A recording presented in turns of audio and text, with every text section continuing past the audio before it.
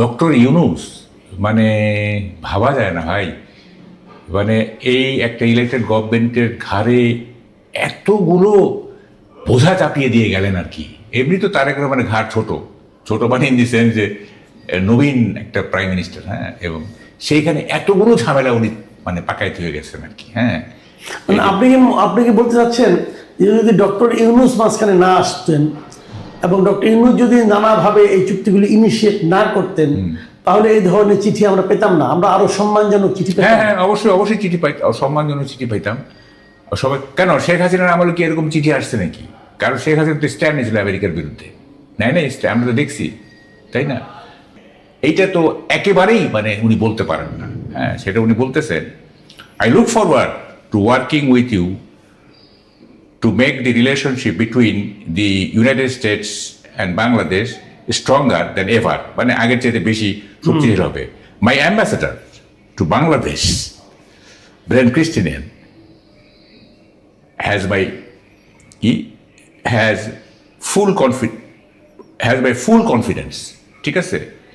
Together we have an opportunity to make both of our nations more prosperous and secure. বলতেছেন যে আমার যে ambassador আছে ঢাকাতে, আমার যে, ওরা তো বাংলাদেশ নিয়ে এত চিন্তা করার মানে সময় নেই। উনি আছেন তার নেইবারিং সাউথ আমেরিকান কান্ট্রিগুলি, তারপরে ডেনমার্কের এই যে গ্রিনল্যান্ড, তার নানা রকম আছে। বাংলাদেশ তো সেই জন্য বলতেছে আমার যেখানে অ্যাম্বাসেডার আছে সে, তার প্রতি আমার আস্থা আছে। এবং আপনি বিষয়টা হচ্ছে যেরকম, আপনি সে যা বলবে আপনি তা শুনবেন, কথাটা এরকম, বুঝতে পারছেন?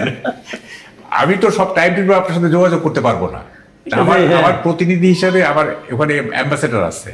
হ্যাঁ, এবং my ambassador to Bangladesh Brent Christian has my full confidence, আমার তার প্রতি পূর্ণ আস্থা আছে, ঠিক আছে? তার মানে উনি যেটা বলবেন ওইটাই আমার কথা, ওইটা উনি দেখবেন না। হ্যাঁ, এইটা হচ্ছে যে টাইম টু টাইম মনিটর করার জন্য। ট্রাম্প তো আর এখানে এত সময় দিতে পারবেন না, তাই না? তার ফলে টাইম টু টাইম মনিটর করবারে চুক্তিগুলির বাস্তবায়ন প্রক্রিয়া কতদূর হচ্ছে, কিভাবে হচ্ছে না হচ্ছে, এগুলি আমার অ্যাম্বাসেডার দেখবে, ঠিক আছে? তার মানে কি এটার মাধ্যমে আসলে আমরা কি কি বুঝতে পারবো? আপনি দেখেন সরকার এটাকে কিভাবে কি মূল্যায়ন করবে? আমি বলি শুনেন, ডক্টর ইউনূস মানে ভাবা যায় না ভাই। মানে এই একটা ইলেক্টেড গভর্নমেন্টের ঘাড়ে এতগুলো বোঝা চাপিয়ে দিয়ে গেলেন আর কি। এমনি তো তারেক রহমানের ঘাড় ছোট ছোট, মানে ইন দি সেন্স যে নবীন একটা প্রাইম মিনিস্টার, হ্যাঁ, এবং সেইখানে এতগুলো ঝামেলা উনি মানে পাকাইতে হয়ে গেছেন আর কি। হ্যাঁ, মানে আপনি কি বলতে চাচ্ছেন যে যদি ডক্টর ইউনূস মাঝখানে না আসতেন এবং ডক্টর ইউনূস যদি নানাভাবে এই চুক্তিগুলি ইনিশিয়েট না করতেন, তাহলে এই ধরনের চিঠি আমরা পেতাম না, আমরা আরো সম্মানজনক চিঠি পেতাম? হ্যাঁ হ্যাঁ, অবশ্যই অবশ্যই চিঠি পাইতাম, সম্মানজনক চিঠি পাইতাম সবাই। কেন শেখ হাসিনার আমলে কি এরকম চিঠি আসছে নাকি? কারণ শেখ হাসিনা তো স্ট্যান্ড নিয়েছিল আমেরিকার বিরুদ্ধে, নাই না? আমরা তো দেখছি, তাই না? তো ফলে এই যে মানে এক ধরনের কি বলে যে পাবলিক বলতেছে যে দেশটাকে বিক্রি করে দিয়ে গেছে, আমি ওইভাবে বলতে চাই না। হ্যাঁ, কিন্তু উনি যে সমস্ত ঝামেলা পাকায় দিয়ে গেলেন, এই যে যেমন ধরেন সরকারি কর্মচারীদের বেতন ডাবল করে দিয়ে গেছেন, আর এটা কিভাবে তারেক রহমান বাস্তবায়ন করবে? আপনি বাস্তবায়ন কি? আমি কালকে একটা রিপোর্ট পড়লাম, আপনি দেখেছেন কিনা জানি না, যে সরকারের যে পরিচালন ব্যয় এটা নির্বাহ করার জন্য সরকার গত বছর ঋণ নিয়েছে। মানে ঋণ নিয়ে ঋণের টাকায় সরকারের পরিচালন ব্যয় সম্পন্ন করতে হয়েছে।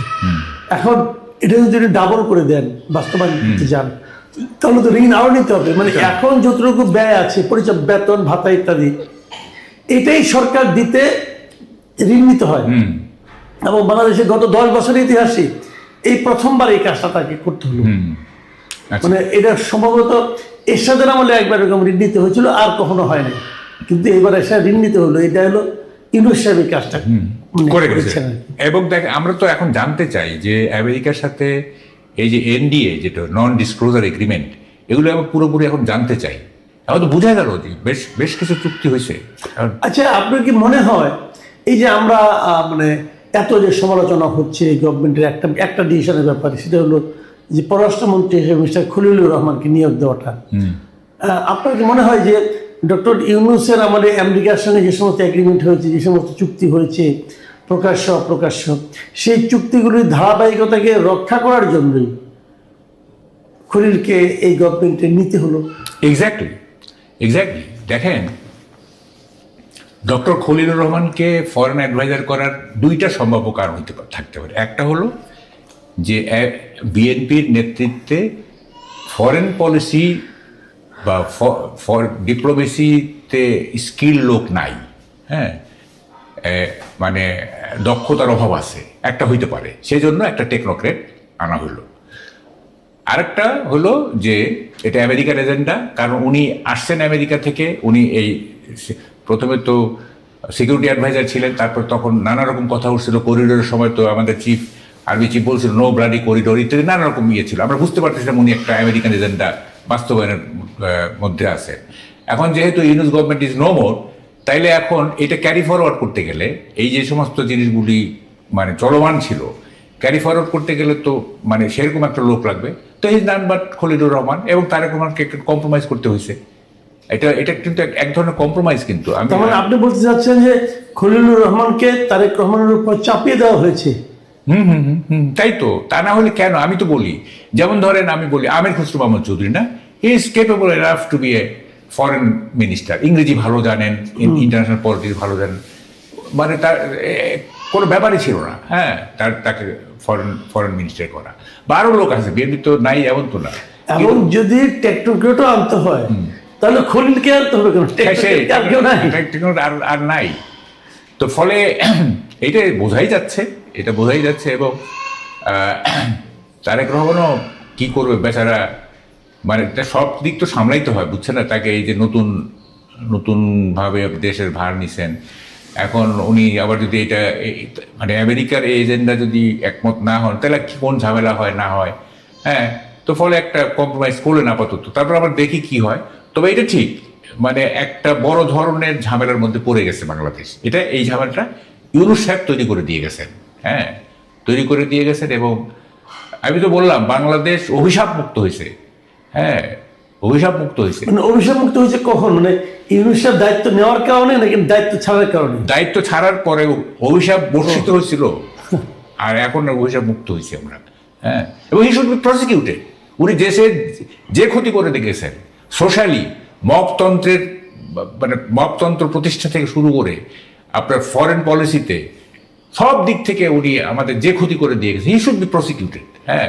হি শুড নট গো আনচ্যালেঞ্জড, হ্যাঁ। আচ্ছা, আরেকটা জিনিস দেখেন, এখানে আমি বলতেছি, দেখেন আমেরিকার সাথে এত কিছু হইতেছে, কেউ কিন্তু এখন কিছু বলে না। এটা কিন্তু অদ্ভুত ব্যাপার। এইটা যে ভারতের সাথে চুক্তির ব্যাপারগুলিকে আমরা কিভাবে দেখছি, ভারতের সাথে চুক্তিগুলির ব্যাপারে আমরা গত 18 মাস কিভাবে দেখছি, কিন্তু আমেরিকার সাথে যে একটা কথা, ভারতের সাথে চুক্তির ব্যাপারে গত 18 মাস ধরে আমরা কিন্তু নানা ধরনের স্লোগান শুনেছি, পলিটিক্যাল বক্তব্য শুনেছি যে ভারত আমাদের শেষ করে দিয়েছে, গোপন চুক্তি করেছে, দেশ বিক্রি করে দিয়েছে শেখ হাসিনা ভারতের কাছে, এগুলো আমরা অনেক শুনেছি। কিন্তু গত 18 মাসে একবার দেখলাম যে আসিফ মাহমুদ সজীব ভুঁইয়া বললো যে এই সরকার আসা নিয়ে 10টা না 12টা চুক্তি বাতিল করছে। পরের দিনই দেখলাম আবার তৌহিদ হোসেন সাহেব, যিনি আপনার ফরেন অ্যাডভাইজার ছিলেন, তিনি বললেন যে না, ওরকম কোনো চুক্তি বাতিল হয় নাই। এবং ওখানে যে সমস্ত চুক্তির কথা বলা হয়েছিল আসিফ মাহমুদের, সেগুলো সব কল্পিত চুক্তি, ওদের কোনো চুক্তিই নাই। তো এই যে হলো, তাহলে আমার কথা হলো কি যে আমরা যে শেখ হাসিনা যে ভারতের কাছে দেশ বিক্রি করে দিয়েছি, যে চুক্তিগুলির মাধ্যমে আমরা এটা মনে করতে পারি, সেই চুক্তিগুলি এই সরকার ডিসক্লোজ কেন করলো না, অথবা বাতিল কেন করলো না? শুনেন, মুখে বাংলাদেশের মানে ইউনূস সরকার থেকে শুরু করে আরও অনেক স্টেক হোল্ডার আছে যারা অ্যান্টি ইন্ডিয়ান সেন্টিমেন্টটাকে ক্যাশ করতে চাইছে, হ্যাঁ। ভার্চুয়ালি এরা তো অ্যান্টি ইন্ডিয়ান না, হ্যাঁ, তারা ইন্ডিয়ান সিনেমা দেখে, তারা ইন্ডিয়া ঘুরতে যায়, ট্রিটমেন্টে যায়, কিন্তু একটা ভারত বিরোধী একটা মানে জজবা তুলে, একটা সেন্টিমেন্ট তুলে এইটাকে পলিটিক্যাল স্বার্থে ক্যাপিটালাইজ করতে চাইছে, হ্যাঁ। কে ভারত বিরোধী বলেন? যদি সরকারে যায়, বিশেষ করে এই দেশের কোনো সরকার ভারতকে হোস্টাইল করে আপনার শাসন করতে পারবে? হোস্টাইল করে আপনি বলেন, এই বাস্তবতা কি বলে? আপনি করবেন কি ইকুয়াল রাইট এবং ইকুয়াল প্রেস্টিজের জন্য আপনি ফাইট করবেন, জি, তাই না? ফাইট করবেন যে এখানে বিগ ব্রাদারলি অ্যাটিটিউড রাখা চলবে না, আমরা একটা ইকুয়াল, সেটা আপনি করবেন। আপনি করতেছেন কি, ভারতের মানচিত্র পাল্টায় দিব, তো এই 7 সিস্টেম দখল করে নিব, তো এইটা সেইটা, হ্যাঁ। এগুলি কোনো ডিপ্লোমেসি?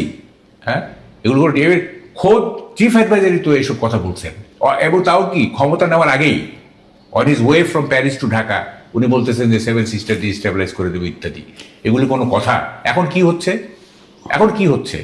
হ্যাঁ, দেখেন এই যে ভারতের সাথে চুক্তির ব্যাপারে আমরা বিরাট ভোকাল না, আর আমেরিকার সাথে যখন তখন কিন্তু আমরা নিশ্চুপ। কারণটা কি জানেন? কারণ হচ্ছে ভারত হচ্ছে হিন্দু প্রধান দেশ, আর আমেরিকা হচ্ছে খ্রিস্টান প্রধান দেশ। আমাদের মধ্যে এই কারণ খ্রিস্ট ধর্মের সাথে ইসলাম ধর্মের কিন্তু একটা নৈকট্য আছে, জি, একটা নৈকট্য আছে, কিন্তু হিন্দু ধর্ম হচ্ছে আমাদের সবচেয়ে কি বলে যে মানে চক্ষুশূল আর কি। হ্যাঁ, চক্ষুশূল আমাদের। ফলে ইন্ডিয়ার ছোট জিনিস বড়, আমেরিকার বড় জিনিস ছোট।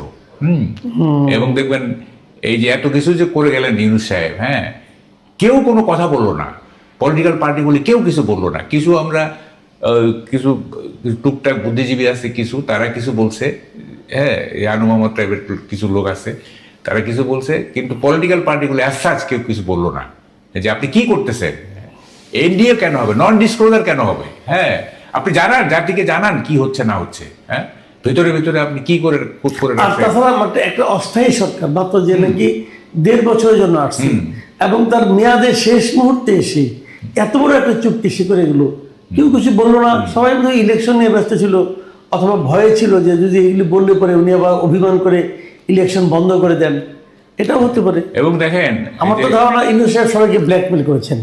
হ্যাঁ, উনি তো বললাম তো, উনি he is a player of highest order, এত বড় খেলোয়াড় সে আর কি। ও নিজেও বলছে আমরা বড় মাঠের খেলোয়াড়।